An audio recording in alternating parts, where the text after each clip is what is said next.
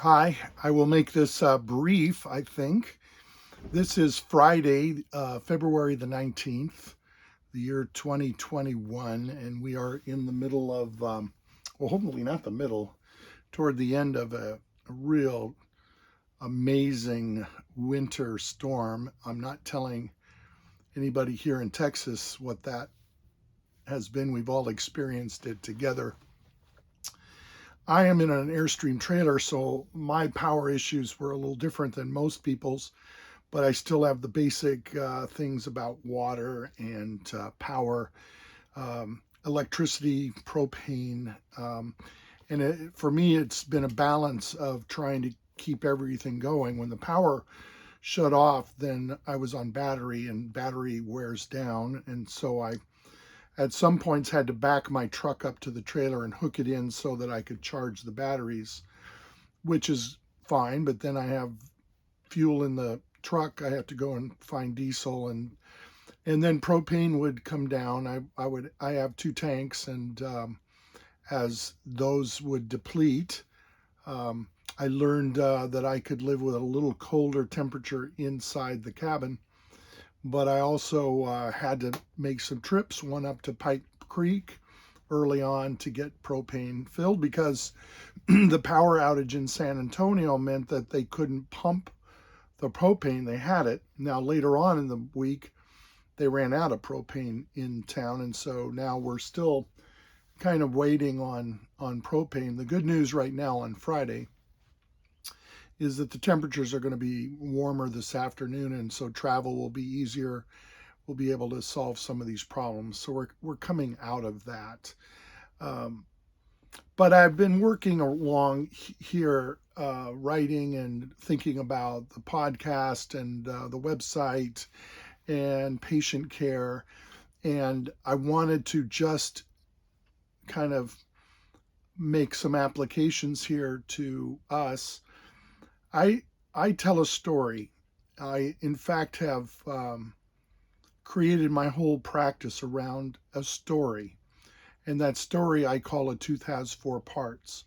And if you want to see it, you can see it on my website. It's an old story, so it doesn't talk about lasers and things like that. It's a very basic one, but its point is very basic: is that unless you know what I'm telling you in the story, you will get an idea that's incorrect. And the idea that's incorrect is that I have most of the control over the recovery of people with periodontal disease and how they live from then on. In fact, it's such that I would say that unless they're informed uh, by a story or some other way of communication, people basically believe that 80% of the control of their conditions can be fixed or managed by healthcare providers, whether they're physicians or dentists or whoever they are. That you need to go somewhere and get somebody to help you. And that's not untrue. It's true that we can get ourselves into situations where we cannot solve our own problems. But it's still important that we respond to those requirements and find people that we can relate with that can help us not only take care of the problem at hand, but uh, educate us or help us to manage it from then on. I am in a part of dentistry that deals with chronic conditions, and so I'm more aware of this perhaps than others might be. So I created a story, and essentially what I'm saying to you is that you have 80% of it and I have 20%. It's the opposite. What I can do for you is going to be 20%. It wouldn't be if I do it all by myself, you're not going to get better. And the reason is that what you do on a daily basis to take care of yourself makes a huge difference, to the point that if I treat you and then you come back a month later having done nothing at all, no cleaning, no nothing, I will not see any effect of what I have tried to do. That's how important the home care is. It's 80%. So 80% of it is what you do on a daily basis. And what you do on a daily basis isn't just the brushing and flossing. That's important, but it's also how you manage yourself and take care of yourself. And so I would apply that back to what we've been through in this last week together, apart, but together. We've been dealing with similar problems. How do I get my energy? Where's my water? How do I do all of that? And one of the things that I have found is I've made a lot of friends around me here.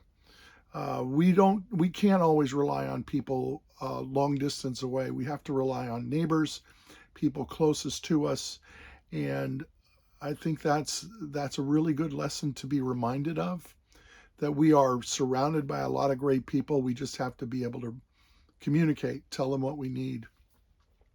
I have a 91-year-old good friend, and he is so well equipped in his home that he's able to take care of everything. He had no problems with managing putting up water and all of the things he knew to do ahead of a disastrous power outage and all of that, because he'd been through these things before.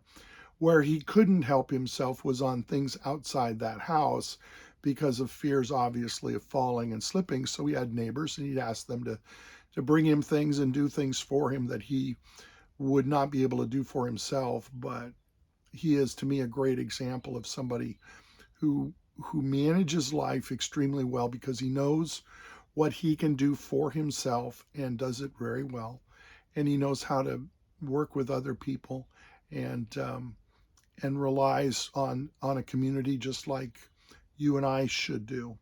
So great example for me, inspiring, frankly, somebody 91 living by himself and managing life and having a great time.